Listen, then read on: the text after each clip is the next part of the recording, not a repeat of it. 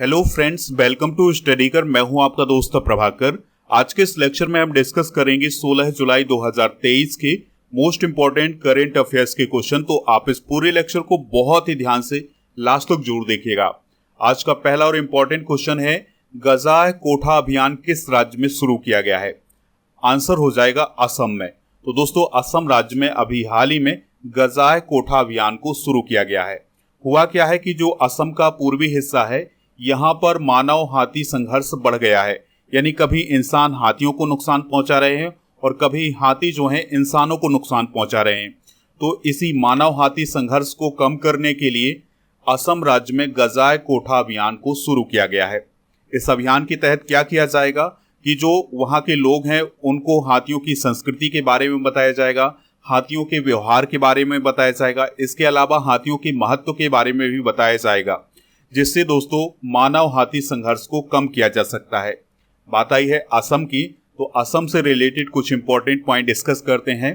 तो दोस्तों, असम जो है ये पूर्वोत्तर भारत का एक प्रमुख हिस्सा है और इसकी राजधानी दिसपुर है। ये आप देख सकते हैं मैप में दिसपुर। राज्यपाल हैं गुलाब चंद कटारिया, मुख्यमंत्री हैं हेमंता बिश्वा शर्मा जो कि बीजेपी के हैं। विधानसभा सीटें यहाँ पर 126 हैं, राज्यसभा की 7 सीटें हैं और लोकसभा की 14 सीटें हैं। अगर हम असम राज्य के पड़ोसी राज्यों की बात करें तो पश्चिम बंगाल, अरुणाचल प्रदेश, नागालैंड, मणिपुर, मिजोरम, त्रिपुरा और मेघालय से इसकी सीमा लगती है। इसके अलावा भूटान और बांग्लादेश से भी इसकी सीमा लगती है। तो ये है भूटान और दोस्तों ये है बांग्लादेश, ठीक है। तो इससे भी इसकी सीमा लगती है। दोस्तों, असम राज्य के राष्ट्रीय उद्यान भी डिस्कस करते हैं। तो असम राज्य में काजीरंगा राष्ट्रीय उद्यान, मानस राष्ट्रीय उद्यान, नामेरी राष्ट्रीय उद्यान, डिब्रू सैखोवा राष्ट्रीय उद्यान, ओरंग राष्ट्रीय उद्यान, रायमोना राष्ट्रीय उद्यान और देहिंग पटकाई राष्ट्रीय उद्यान स्थित हैं। 2021 में 2 नए राष्ट्रीय उद्यान बने हैं, रायमोना और देहिंग पटकाई। तो इनको आप नोट कर लीजिएगा। दोस्तों, असम राज्य से रिलेटेड कुछ इंपॉर्टेंट करंट अफेयर्स भी डिस्कस करते हैं। तो असम की पहली अंडर वाटर सुरंग किस नदी पर बनेगी? ब्रह्मपुत्र नदी पर बनेगी। और भारतीय सेना के द्वारा अभी हाल ही में असम राज्य में जल राहत अभ्यास आयोजित किया गया है। और ये जो जल राहत अभ्यास है ये इसलिए आयोजित किया गया था कि जो असम राज्य में बाढ़ जैसी स्थिति बन जाती है तो इस स्थिति से किस प्रकार से निपटा जाए, इसके लिए ये जल राहत अभियान आयोजित किया गया था। दोस्तों, अभी हाल ही में असम और अरुणाचल प्रदेश ने सीमा विवाद पर समझौते पर हस्ताक्षर किए हैं। हेमंता बिश्वा शर्मा ने अभी हाल ही में असम में mission life style for environment शुरू किया है। आप इस लेक्चर को बहुत ही ध्यान से लास्ट तक देखिएगा। लास्ट में आपसे एक क्वेश्चन पूछा जाएगा जिसका आंसर आपको कमेंट बॉक्स में देना है। अगर आप चैनल पर पहली बार आए हैं तो सब्सक्राइब कर लें, बेल आइकॉन भी दबा लें जिससे आपको समय पर सबसे पहले नोटिफिकेशन मिल सकेगा। अगर आपको इस लेक्चर का पीडीएफ चाहिए तो पीडीएफ मिलेगा टेलीग्राम चैनल पर। आप टेलीग्राम पर जाइए, स्टडीकर ऑफिशियल सर्च करेंगे तो आपको हमारा चैनल मिल जाएगा। इसके अलावा अगर आप ज्वाइन करेंगे तो दोस्तों इसका पीडीएफ भी मिल जाएगा। पीडीएफ हमारे ऐप पर भी उपलब्ध है, ऐप को भी डाउनलोड कर लीजिएगा। ऐप का लिंक डिस्क्रिप्शन बॉक्स में दिया गया है। दोस्तों, अगर आपको ये लेक्चर पसंद आता है तो आप इसे लाइक करें, शेयर भी करें सभी दोस्तों को सभी सोशल मीडिया प्लेटफॉर्म पर। नेक्स्ट क्वेश्चन है, किस देश के द्वारा आपातकाल की घोषणा की गई है? तो अभी हाल ही में नाइजीरिया के द्वारा आपातकाल की घोषणा की गई है। नाइजीरिया में खाद्य पदार्थों की कीमतें बढ़ गई हैं और खाद्य पदार्थों की कमी भी आ गई है। तो इसी को देखते हुए जो नाइजीरिया के राष्ट्रपति हैं बोला टिनुबू, तो उनके द्वारा अभी हाल ही में आपातकाल की घोषणा की गई है। अभी हाल ही में नाइजीरिया में ये देखा गया है कि जो किसान वर्ग है उसका अपहरण किया जा रहा है, उसकी हत्या की जा रही है। तो दोस्तों, ये क्यों हो रहा है? क्योंकि खाद्य पदार्थों की कमी आ रही है तो लोग किसानों का अपहरण कर रहे हैं, उनकी हत्या कर रहे हैं और जो अनाज है वो अपने कब्जे में कर रहे हैं। तो इन्हीं सब चीजों को देखते हुए ये आपातकाल की घोषणा की गई है और सरकार के द्वारा जो गरीब आबादी है उसको 6 महीने तक हर महीने $10 की सहायता भी दी जा रही है। तो ये कुछ सरकार की तरफ से प्रयास किए जा रहे हैं। बात आई है नाइजीरिया की, तो यह अफ्रीका कॉन्टिनेंट का एक देश है और दोस्तों यह पश्चिमी अफ्रीका के अंतर्गत आता है। यह दोस्तों अफ्रीका में सबसे अधिक आबादी वाला देश है और दुनिया का 6वां सबसे अधिक आबादी वाला देश है। इसकी जो कैपिटल है वो है अबुजा और यहाँ के जो राष्ट्रपति हैं वो हैं बोला टिनुबू। और यहाँ पर आप नाइजीरिया के मैप को देख सकते हैं। दोस्तों, ये नाइजीरिया जो है ये अफ्रीका कॉन्टिनेंट के पश्चिमी हिस्से में है। कुछ इंटरनेशनल करंट अफेयर्स को डिस्कस करते हैं। तो अभी हाल ही में इजराइल की संसद ने एक बिल को मंजूरी दी है जो कि वहां के सुप्रीम कोर्ट की शक्तियों को सीमित करता है। दोस्तों, बांग्लादेश और भारत ने अभी हाल ही में ये निर्णय लिया है कि उनके बीच में जो व्यापार लेन देन होता है वो रुपए में भी किया जाएगा। अभी हाल ही में लातविया के राष्ट्रपति बने हैं एडगर्स रिंकेविक्स, तो वह यूरोपीय संघ के पहले खुले तौर पर समलैंगिक राष्ट्रपति होंगे।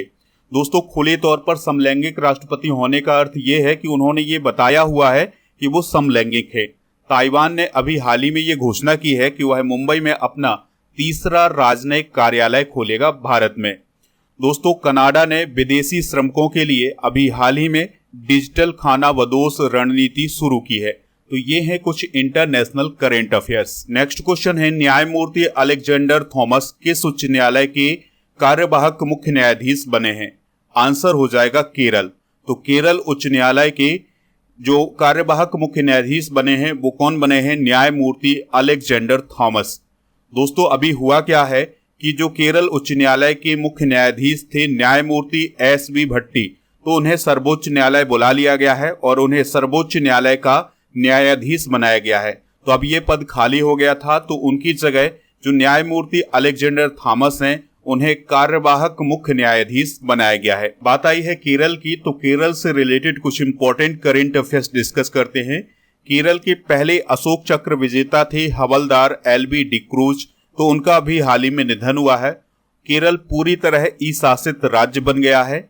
एक पंचायत एक खेल का मैदान योजना केरल राज्य में शुरू की गई है। पानी की कमी की समस्या से निपटने के लिए केरल में जल बजट अपनाया गया है। केरल के सर्वोच्च नागरिक सम्मान केरल ज्योति से अभी हाल ही में एम.टी. वासुदेवन नायर को सम्मानित किया गया है। शिक्षा मंत्रालय के आंकड़ों के अनुसार केरल सबसे अधिक साक्षर राज्य है और अभी हाल ही में केरल में अट्टुकल पोंगल त्योहार भी मनाया गया है। दोस्तों, केरल की स्थापना 1 नवंबर 1956 को हुई थी। राजधानी इसकी तिरुवनंतपुरम है। राज्यपाल हैं आरिफ मोहम्मद खान और यहाँ के जो मुख्यमंत्री हैं वो कौन है? पिनाराई विजयन। केरल की लोकेशन आप ये देख सकते हैं। अगला क्वेश्चन है, पैरा एथलेटिक्स विश्व चैंपियनशिप 2023 में सचिन खिलाड़ी ने कौन सा मेडल जीता है? आंसर हो जाएगा गोल्ड मेडल। तो दोस्तों, पैरा एथलीट है सचिन खिलाड़ी, तो उन्होंने गोल्ड मेडल जीता है। तो सचिन खिलाड़ी ने शॉट पुट में गोल्ड मेडल हासिल किया है। तो 16.21 मीटर के अपने सर्वश्रेष्ठ थ्रो के साथ उन्होंने एक एशियाई रिकॉर्ड भी बनाया हुआ है और गोल्ड मेडल भी जीता हुआ है। तो दोस्तों, ये जो पैरा एथलेटिक्स विश्व चैंपियनशिप है ये पेरिस में आयोजित की जा रही है और यहाँ पर योगेश कथुनिया ने डिस्कस थ्रो में सिल्वर मेडल भी जीता है। शैलेश कुमार ने ऊंची कूद में सिल्वर मेडल जीता है और एथलीट निषाद कुमार ने पुरुषों की ऊंची कूद स्पर्धा में सिल्वर मेडल हासिल किया हुआ है। यहाँ पर बात आई है स्पोर्ट्स की, तो स्पोर्ट्स से रिलेटेड कुछ इंपॉर्टेंट करंट अफेयर्स डिस्कस करते हैं।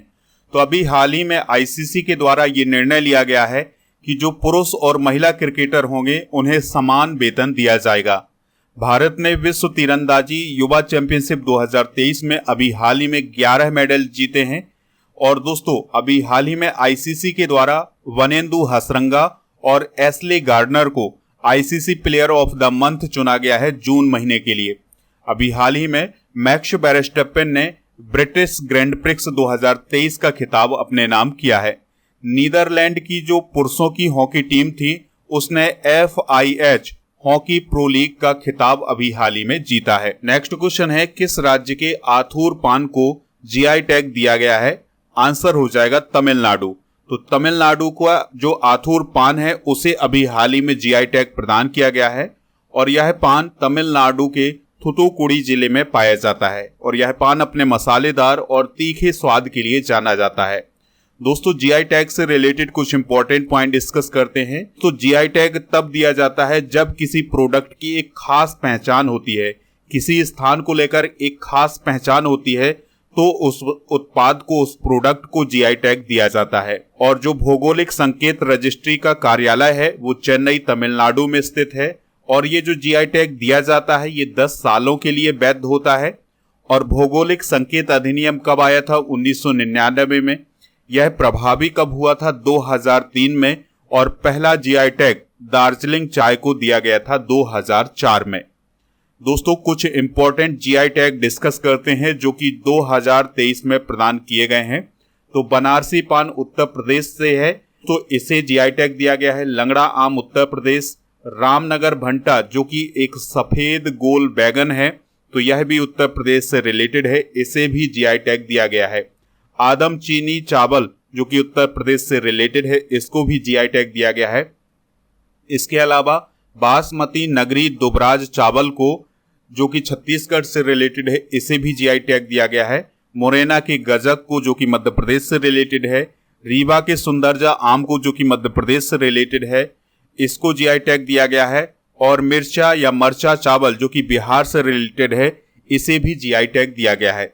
लेकिन आपको एक और पॉइंट याद रखना है कि अभी हाल ही में कांगड़ा चाय को यूरोपीय यूनियन के द्वारा जीआई टैग दिया गया है। और ये जो कांगड़ा चाय है दोस्तों, ये हिमाचल प्रदेश से रिलेटेड है। तो ये कुछ इंपॉर्टेंट पॉइंट हैं, इन्हें आप नोट जरूर करिएगा। अगला क्वेश्चन है, भारत किस देश के मार्सेले शहर में वाणिज्य दूतावास खोलेगा? आंसर हो जाएगा इसका फ्रांस। तो फ्रांस का जो मार्सेले शहर है, वहां पर भारत के द्वारा वाणिज्य दूतावास खोला जाएगा। तो अभी हाल ही में पीएम मोदी फ्रांस की यात्रा पर गए थे और वहीं पर पीएम मोदी जी के द्वारा ये घोषणा की गई है कि जो मार्सेले शहर है, वहां पर भारत के द्वारा वाणिज्य दूतावास खोला जाएगा। अभी हाल ही में पीएम मोदी को फ्रांस की सरकार के द्वारा, जो वहां के राष्ट्रपति हैं इमैनुअल मैक्रोन, उनके द्वारा फ्रांस का सर्वोच्च पुरस्कार grand cross of the legion of honour भी दिया गया है। और प्रधानमंत्री मोदी जी 14 जुलाई 2023 को बेस्टल डे परेड में मुख्य अतिथि के रूप में भी शामिल हुए थे। दोस्तों फ्रांस की जो कैपिटल है वो है पेरिस, और इसके जो पड़ोसी देश हैं वो हैं बेल्जियम, लग्जमबर्ग, स्विट्जरलैंड, इटली और इसके अलावा दोस्तों स्पेन। ये सभी इसके पड़ोसी देश हैं। नेक्स्ट क्वेश्चन है, इकोनॉमिस्ट इंटेलिजेंस यूनिट के अनुसार किस पाकिस्तानी शहर को सबसे कम रहने योग्य बताया गया है? आंसर हो जाएगा कराची। तो दोस्तों अभी हाल ही में इकोनॉमिस्ट इंटेलिजेंस यूनिट के द्वारा जो रिपोर्ट जारी की गई है, तो इसमें जो बॉटम 5 शहर हैं जो कि कम रहने योग्य हैं, तो उनमें कराची भी शामिल है। तो दोस्तों अभी हाल ही में जो इकोनॉमिस्ट इंटेलिजेंस यूनिट के द्वारा रिपोर्ट जारी की गई है, उसमें कराची जो है दुनिया के 5 उन शहरों में शामिल है जो कि सबसे कम रहने योग्य हैं। तो 173 शहरों को शामिल किया गया था, तो कराची की जो रैंक है वो है 169। इसके बाद दोस्तों लागोस जो कि नाइजीरिया में है, फिर है अल्जीरियस जो कि अल्जीरिया में है, त्रिपोली जो कि लीबिया में है और दमिश्क जो कि सीरिया में है। तो ये सबसे कम रहने योग्य शहर हैं। तो ये कह सकते हैं कि दुनिया का सबसे कम रहने योग्य जो शहर है वो है दमिश्क जो कि सीरिया की कैपिटल है। किसके अनुसार दोस्तों? इकोनॉमिस्ट इंटेलिजेंस यूनिट के अनुसार। और जो ऑस्ट्रिया की कैपिटल है वियना, वो सबसे रहने योग्य शहर बताया गया है इस रिपोर्ट के अनुसार। नेक्स्ट क्वेश्चन है, भारत के लिए दूसरे सबसे ज्यादा विकेट लेने वाले गेंदबाज कौन बने हैं? तो रविचंद्रन अश्विन बने हैं। दोस्तों अभी हाल ही में रविचंद्रन अश्विन ने हरभजन सिंह को पीछे छोड़ दिया है और अब वो भारत के दूसरे सबसे ज्यादा विकेट लेने वाले गेंदबाज बन गए हैं। अश्विन ने 271 इंटरनेशनल मैचों में 709 विकेट लिए हैं। उनसे पहले एक गेंदबाज हैं जिनका नाम है अनिल कुंबले। तो अनिल कुंबले ने 401 मैचों में 953 विकेट लिए हैं। उसके बाद रविचंद्रन अश्विन का नाम आता है। अगला क्वेश्चन है, रविंद्र महान जी का निधन हो गया है, वह कौन थे? तो दोस्तों वह एक एक्टर थे, मराठी एक्टर थे। तो उनका अभी हाल ही में निधन हो गया है। हाल ही में हुए कुछ प्रमुख निधन डिस्कस करते हैं। तो निक्की मैकक्री पेंसन का निधन हुआ है जो कि एक बास्केटबॉल प्लेयर थी और अमेरिका में बास्केटबॉल की कोच थी। तो उनका अभी हाल ही में निधन हुआ है।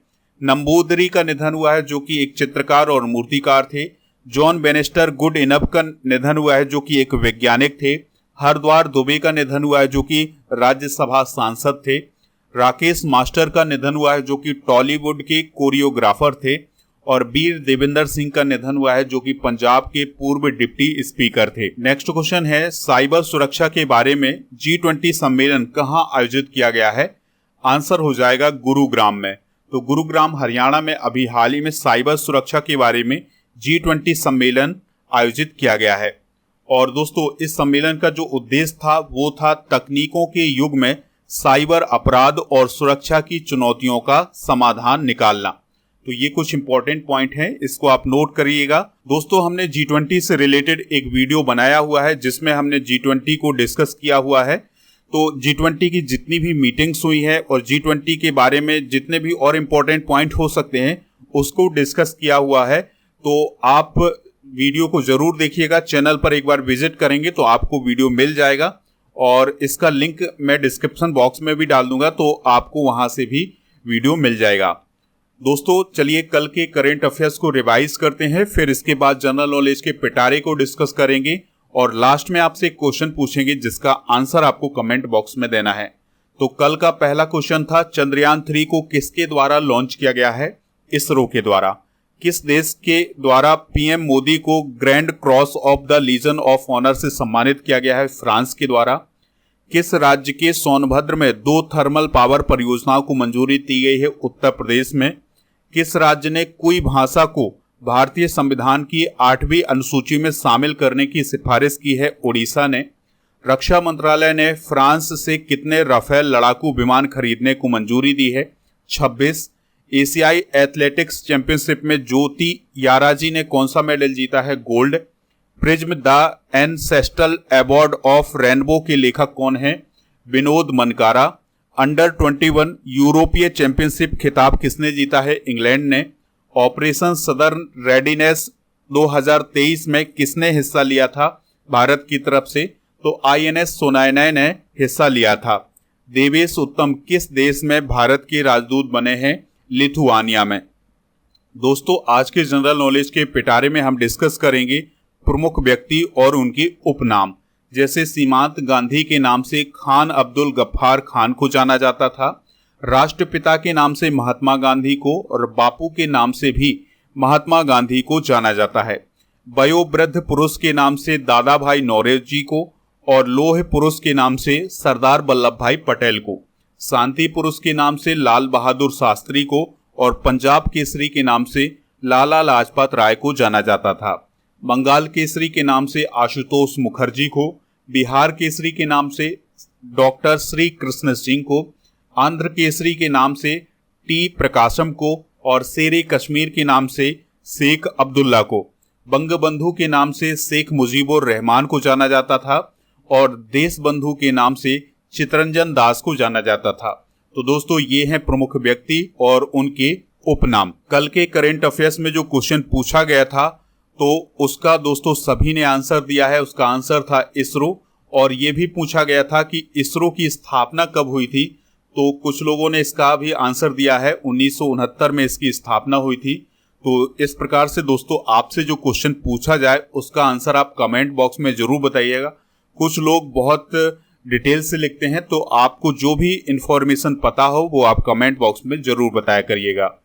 तो क्वेश्चन है, गजाए कोठा अभियान किस राज्य में शुरू किया गया है? तो इसका आंसर आपको कमेंट बॉक्स में देना है। हमें इंतजार रहेगा आपके आंसर का, तो आंसर जरूर दीजिएगा। लेक्चर पसंद आया हो तो लाइक करें, शेयर करें सभी दोस्तों को, सभी सोशल मीडिया प्लेटफॉर्म पर। जय हिंद, वंदे मातरम।